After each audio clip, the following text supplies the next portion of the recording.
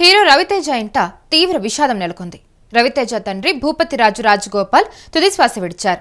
గత కొంతకాలంగా అనారోగ్య సమస్యలతో బాధపడుతున్న ఆయన హైదరాబాద్లోని రవితేజ నివాసంలో కన్నుమూశారు. ఆయన వయసు ప్రస్తుతం 90 సంవత్సరాలు. ఆయన మృతి పట్ల సినీ ప్రముఖులు సంతాపం తెలుపుతూ ఉన్నారు. రాజగోపాల్కు 3 కుమారులు కాగా వారిలో రవితేజ పెద్ద కుమారుడు. రెండో కుమారుడు భరత్ 2017లో కారు ప్రమాదంలో కన్నుమూశారు. తూర్పుగోదావరి జిల్లా జగ్గంపేటకు చెందిన రాజగోపాల్ ఫార్మసిస్ట్గా పనిచేశారు. తన ఉద్యోగం కారణంగా ఎక్కువ భాగం ఉత్తర భారతదేశంలోనే ఆయన గడిపాడు. దీంతో రవితేజ పాఠశాల విద్య జైపూర్, ఢిల్లీ, ముంబై, భోపాల్లో జరిగింది. అందువల్ల రవితేజ చిన్నప్పటి నుంచి వివిధ యాసలు, సంస్కృతులు నేర్చుకున్నాడు.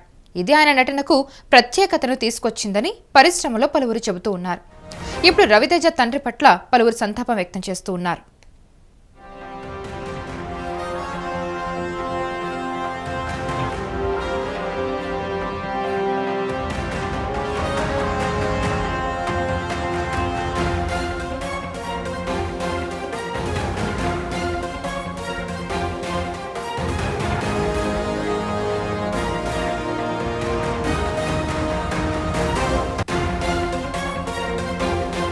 హీరో రవితేజ ఇంట తీవ్ర విషాదం నెలకొంది.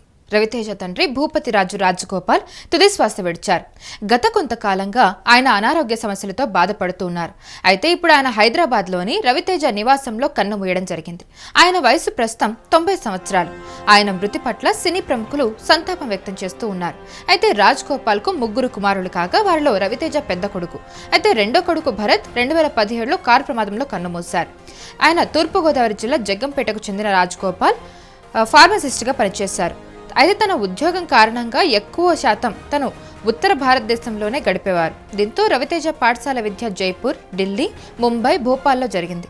అందువల్ల రవితేజ చిన్నప్పటి నుంచి వివిధ యాసలు, సంస్కృతులు నేర్చుకున్నాడు. ఇది ఆయన నటనకి చాలా పనికొచ్చింది, చాలా యూజ్ అయ్యిందని చెప్పి చాలా మంది చెప్తూ ఉంటారు.